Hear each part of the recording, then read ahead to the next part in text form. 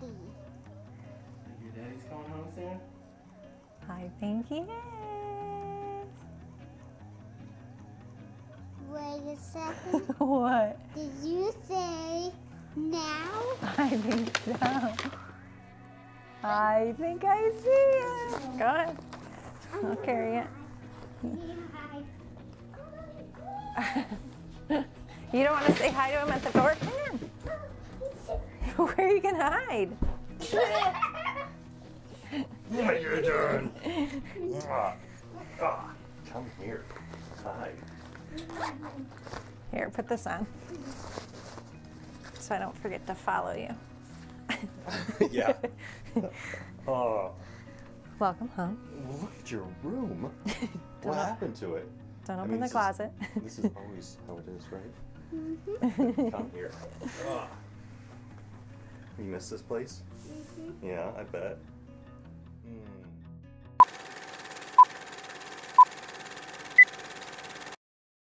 Ready, girlfriend? What's your favorite movie? Ooh. You don't have a favorite movie? It's like Jackie Chan. You like Frozen? You What? Don't like Frozen? You do like Frozen? She's on a Jackie Chan kick right now. Jackie Chan?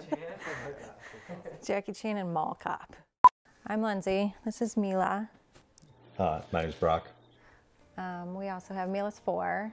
And then we have Carson and Parker. Carson is 13 in 8th grade and Parker is 10 and he is in 5th grade. She's probably the most hilarious human I've ever met. Ever since she was a little baby, she just knows how to make people laugh. We've had her zip lining, snowboarding, dirt biking, tubing, all of it. Anything outside, anything with her brothers, she loves to do. Summer of 2020, just best summers ever. We didn't go anywhere, we stayed home, we played in the lake. I mean, we were outside all day, every single day. So we did notice that she was like throwing more tantrums and just getting tired a little more easier, but not sleeping well at night. And then we also noticed that she wasn't really eating as much, but we just kind of chalked it up. We were busy all day just playing and she didn't want to stop to eat, and we really didn't think anything of it. At the end of June, she had fallen backwards off of a swing. Immediately I thought head injury, so she had fallen asleep right away, so I was watching her, and about 15 minutes later she woke up and she was ready to play. Never really thought about it ever again. That's when she started the one night complaining of belly pain. And even that first night, we didn't think anything of it. And then she was over at my parents' house, and when we picked her up the next morning, had said that she didn't sleep very well. She was up quite a bit, drinking a abnormal amount of water. And when we walked up to the house and saw her that morning, just the color of her and knowing she was still complaining of belly pain, it was pretty clear that, all right, something was definitely not normal. I lifted up her shirt and her belly was hard as a rock, and I mean, she looked like she was 9 months pregnant, so that's when we decided we were taking her to the ER. And they actually diagnosed her with appendicitis. So the next morning she was supposed to have surgery. The surgeon came in and said he wasn't convinced it was appendicitis. He still thought she was constipated. They were still gonna go through with all these meds, enemas, anything they could do to get her to poop. And 3 days later, she still hadn't pooped and we were still in the hospital. We got discharged on a Sunday, but that night she woke up screaming in pain, and I ended up taking her back to the ER. And so they ended up finally sending her down for a CAT scan. Can you hold it up? And so around 4:30 that day, he opened the door and there was probably 10 people standing there, and I knew exactly what he was gonna say. So he just knelt down by her bed and told us she had cancer, and told us she had cancer. She had cancer.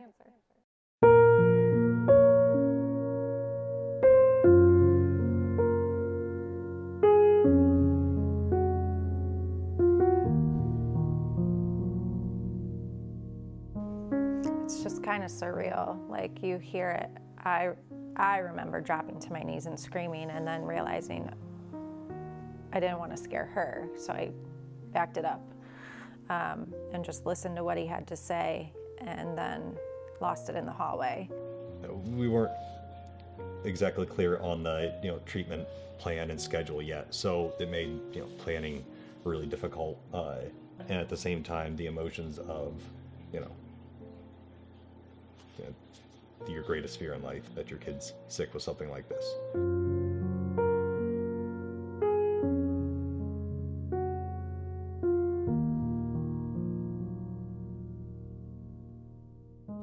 I mean, we were in the hospital for 58 days without coming home, without coming out of the room, actually.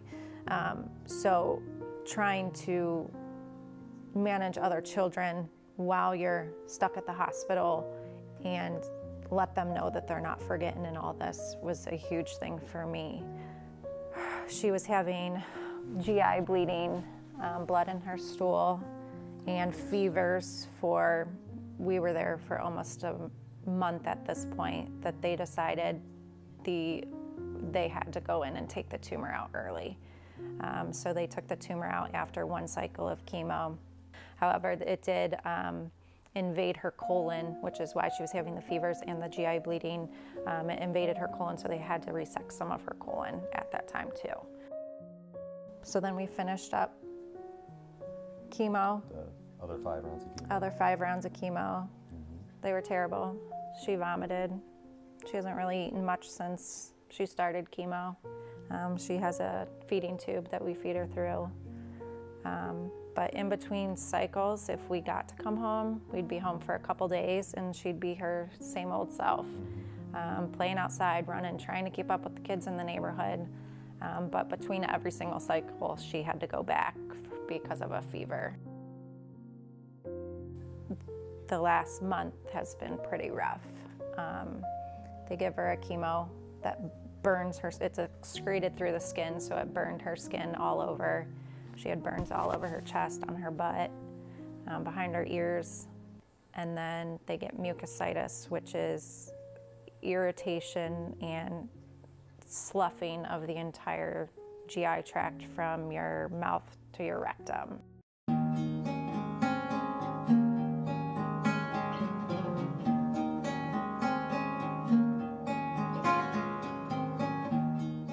Pediatric cancer only gets 4% of the national cancer budget. There's very few pediatric specific drugs.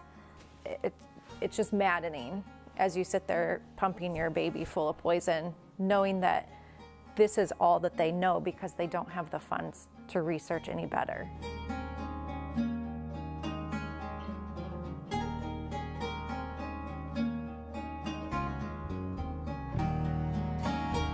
During that first week of diagnosis, you meet with every different discipline in the hospital, and one of them was a social worker. And so I went to talk to her, and as I was sitting down, she looked at me and said, "You do know this is going to bury you financially." You know, a cancer diagnosis, obviously everybody thinks of the medical bills as the largest because most of the time it is. But there's travel to and from, there's the food while you're there. It's crazy how fast, you could be in the hole for the rest of your life. I never even fathomed, why, the specific reasons or the, how much money goes into this that families are going to need. Does Mela understand what she's going through? I was good at. How does she? Yeah. How does Mela see what she's going through? She's at a weird age where she's not too young to, not know what's going on, and she's not old enough to really comprehend the magnitude of what's going on. She's done really well, and I still don't even know how she's, this positive. Even day 58 in the hospital, or this round was, day 35. She knows, she thinks at this point it's part of kind of a normal life. This is like something that you go to the doctor to get a checkup, she goes in for chemo. Just to show you how Akron Children's just do a phenomenal job. There's been times where she is excited to go back because she wants to see her friends. Being the art therapist, the music therapist, the nurses. Those are her friends. And as much as that kills you inside a little as a parent that her friends are medical personnel, it just goes to show the care that she's getting there. Mm-hmm.